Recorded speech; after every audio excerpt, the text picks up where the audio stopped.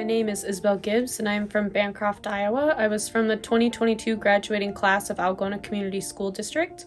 The paper written is entitled The Early Iowa History, the Native People, and the Wave of Settlers. The focus of the paper surrounds settlers' inability or lack of motivation to understand the Native American culture and how it led to the mistreatment of natives and the rapid environmental changes in which took place in the state. The main tribes focused on in the paper are the Iowa and the Dakota. These two tribes, which both lived within Iowa's borders, led lives governed by the four seasons, which worked for the two tribes well due to all the diversity found in the state of Iowa.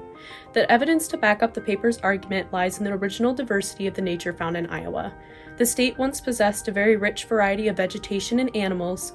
Many animals such as bears, mountain lions, elk, and passenger pigeons no longer inhabit the prairies of Iowa. The numerous mammals dispersed from the state partially was due to the increased population of people all trying to sustain themselves off the already existing wildlife and resources. Another important cause of the dramatic changes also was from the settlers slowly turning prairie land into farmland, limiting the environment the ecosystem is already accustomed to. The challenges of the land not only interrupted the ecosystem's natural flow, but the native people who have spent hundreds of years mastering the terrain and its weather patterns. All the above statements in mind, importance also is found in the understanding of the settlers' perspective. The government improved the state of Iowa for settlement, and many people saw the opportunity as a chance to make a better life. Many little settlements sprang up. One of these settlements, founded by Ambrose and Asakal, is a perfect example of settlers trying to make an attempt at establishing a new life. Even during the time the brothers searched for the right spot to settle, evidence of the Native American presence existed, meaning the arrival of tribes should not have been a surprise to the founders. Settlers started to hear about the land claimed by the Calls and moved to the new town of Algona.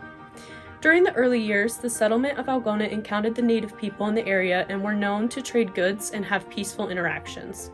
Although once the numbers of settlements increased and resources grew scarce, the tensions between the people living in Iowa increased.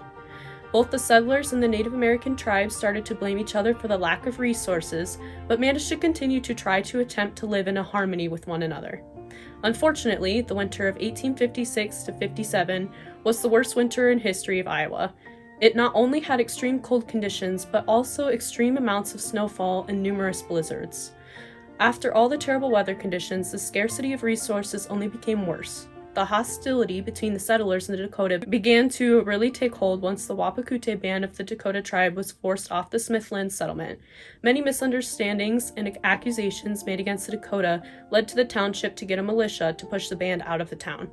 To the shock of the tribe, the militia told the band no guns were permitted to go with the natives, even though the townspeople knew forcing the Wapakute to leave without guns means that they would go hungry.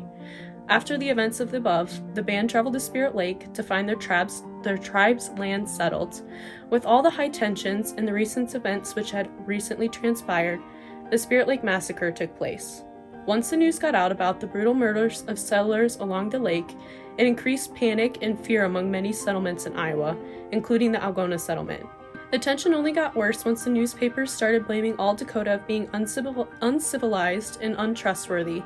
An event like the Spirit Lake Massacre was just the event needed to convince the settlers and the government they had the right to take actions against all natives in the area to try and protect the lives they had made.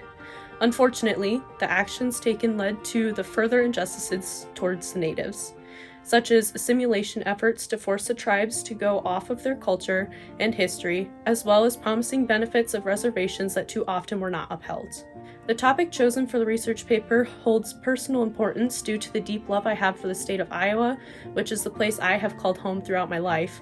I believe knowing the history of the place you live gives it an even deeper value and helps to form an even greater appreciation for the land we call home.